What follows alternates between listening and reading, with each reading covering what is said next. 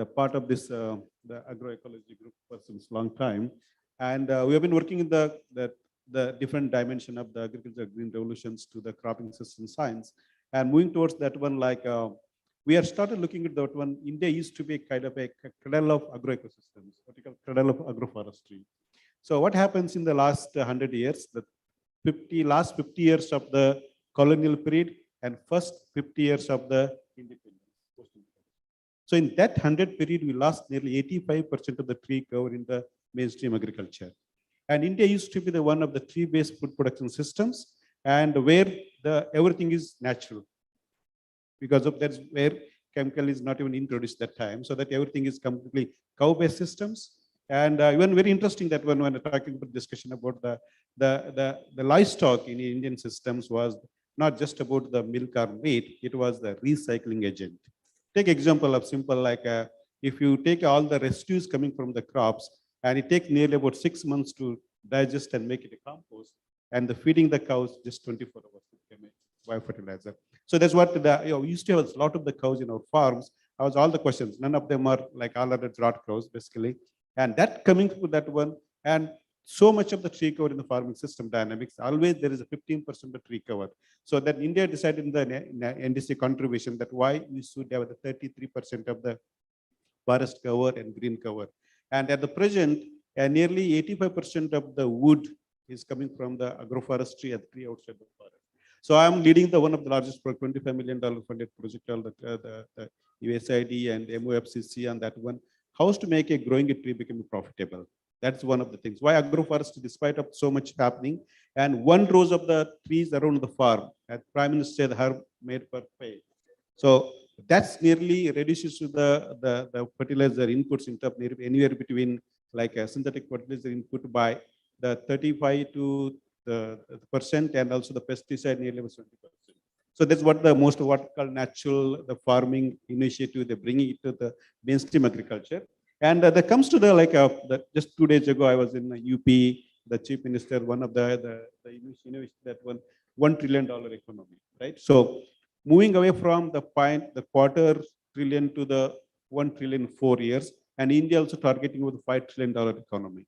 So the consequences of moving to the directly to the jump into the high, that's very good. India moving to the very economic the stability, but that consequence is going to have a high impact on the greenhouse gases, right? So how to offset that one until we do the moving towards the more natural farming and ecological agriculture processes, so that we can reduce the synthetic inputs in the farming system, so that replaces the bio resource. I try to avoid all the panelists in the morning, and already discussed about it one. Try to bring something new dimension to here. So having that, just like the herb mode per paid are 1 rows of the tree around the farming systems, and looking to calculated into this dynamics, nearly about 18% of tree cover can be added, not adding any trees to the farming systems, or just going the trees only. But one thing. The secondly, like what is happening in the now, like we see the floods and droughts, very consequences of the climate change. You can say it. Also, the soil sponge capacity. That's where the soil used to observe a nano watershed, what you call the spring sets. We lost the spring set in the farming systems.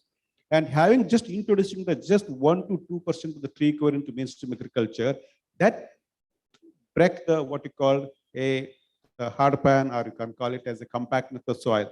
Nearly 60 to 70 for Indian agriculture, because of the heavy use of the machinery one side, but not just only that one, but having a lot of fertilizer, and only we're tilling the only top the 6 to 8 inches of the soil, but there is a compactness happens because of the high salt and fertilizer and loss of the tree cover.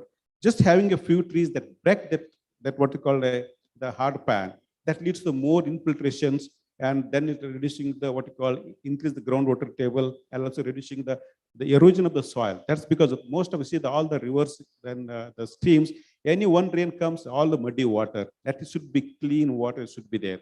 So that what you're saying it is at least increasing the soil sponge, bring the organic agriculture, what you call eco agriculture.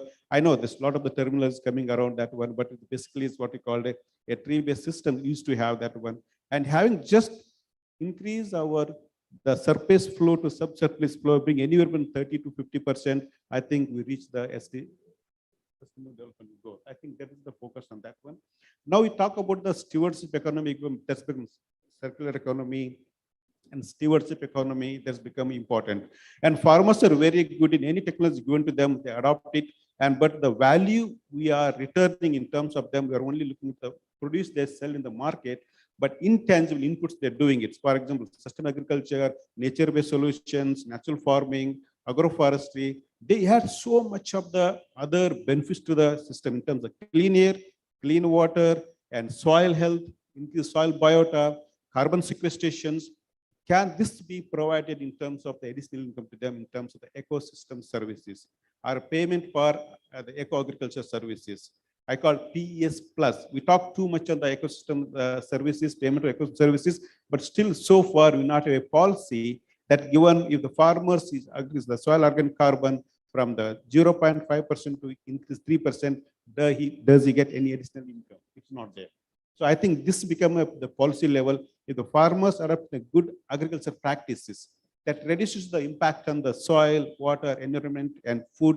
And also we're producing a lot of the food, that's true, but it's what we call empty calories. It's the starch. Look into that one. I give usually the example I give that we are in the food system of paratha, kulcha, and dosa idli, in between some potatoes and pulses. So that we limited our massive amount of the biodiversity, nearly 3,000 edible species. Out of that, look at Indian with the biodiversity mapping of India, 1,000 edible trees and the underused crop species, but are completely vanished from the mainstream agriculture. So can you bring that one in? You talk about a lot of biofortifications and increasing the additional nutrition and supplements, but why not to bring the diversity into the landscape? That's where the bioagriculture play the vital role.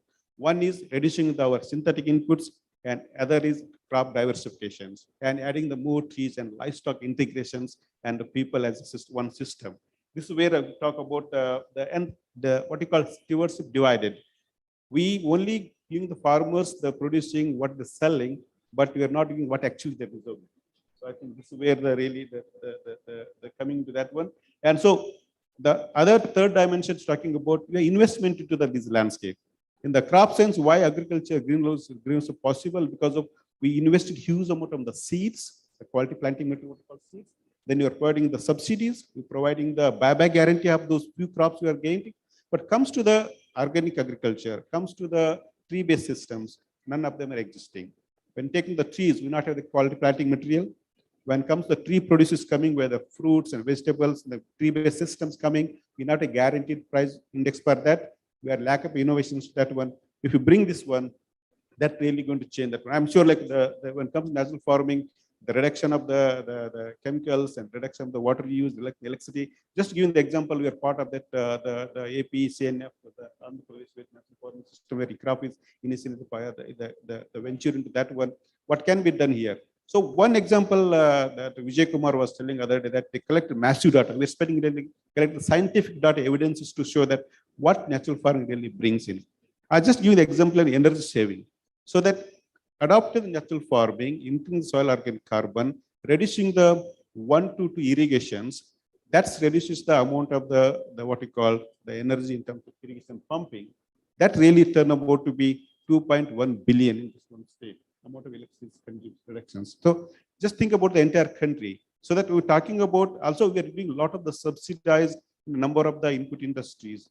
Can that even transfer that a little bit, that amount to the organic industry, where they can reduce the chemical synthesis into the agriculture production? I know, so I don't know how much time is given, but I'll stop. Yeah, I can stop here. Basically, moving towards the stewardship economy and see that what the farmers of the share of that stewardship economy coming as a balanced way. So that's where impact on our food system will be drastic. Thank you very much.